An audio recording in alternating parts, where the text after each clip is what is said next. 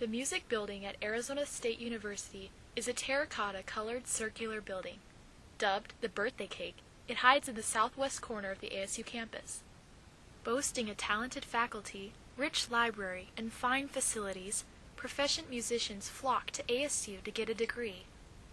The music students here spend most of their time in the practice rooms. While walking down the long, curved hallway of the music building, one can note the trills and the scales as each musician works hard to perfect their sound and skill. Here, the reed instruments mix with the brass, and the strings blend with the percussion.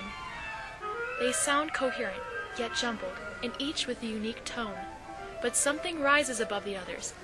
It is a sound that all the musical instruments were designed to emulate, the sound of the human voice. It is not too uncommon for a vocal performance major to also minor or double major in a language, since the study of a foreign language is part of the course requirements.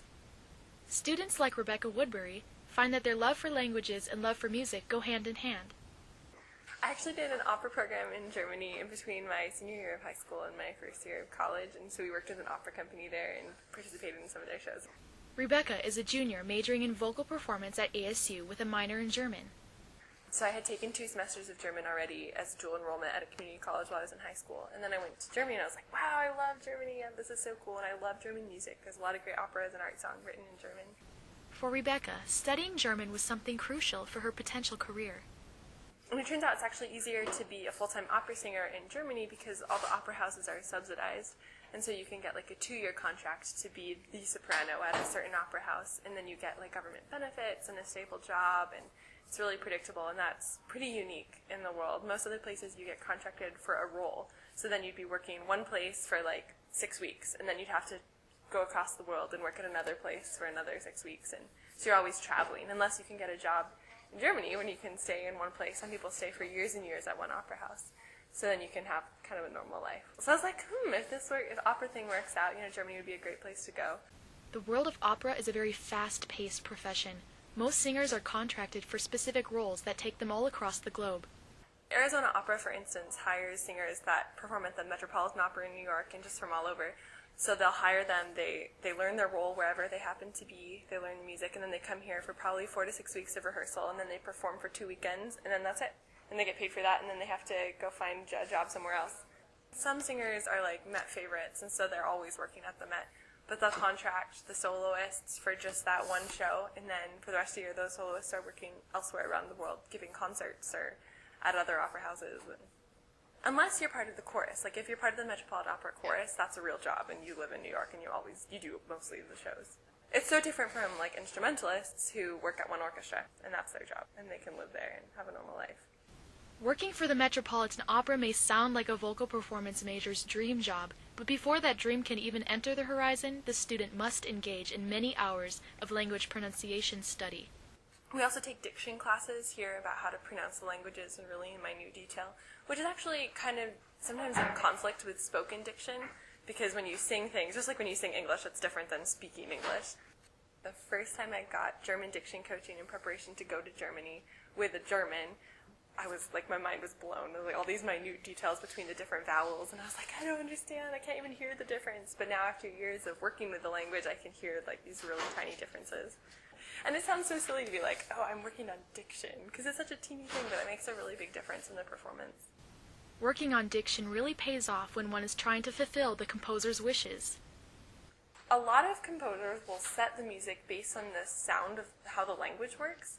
What makes a song sound really German can be how you pronounce the words, and there are so many expressive techniques that you can use just in how you use the language itself. It's something really unique to vocal music because we're the only ones who have words, and so it's a really big tool of how we express ourselves, and it works with the music itself really in tandem. Understanding and rigorously translating a foreign piece is essential to prepare for a performance. Rebecca says without this process, the performance is very uninformed.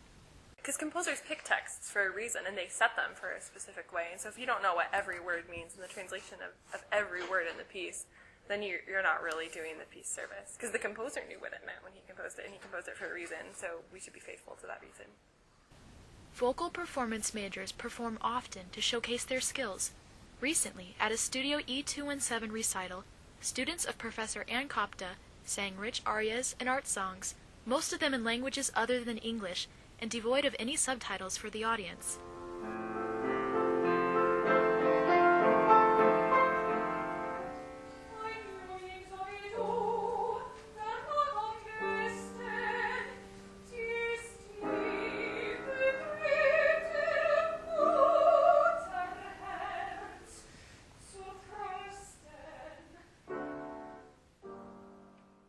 For Rebecca, performing songs in German is more than singing musical notes of foreign words. It's about creating something for the audience to experience through her singing. I have a little scene or that I'm walking through, or if I have emotions, they're usually connected to visuals. So I'm having this visual experience. I'm in this other place and thinking through these emotions that I want to communicate. And then it's always interesting to see what people who are listening, who don't really know what the words mean, what they get of that and what visual or emotional experience they walk through. That could be different from what I'm experiencing, but is because of what I'm expressing. For Arizona State University, I'm Ivana Ontiveros.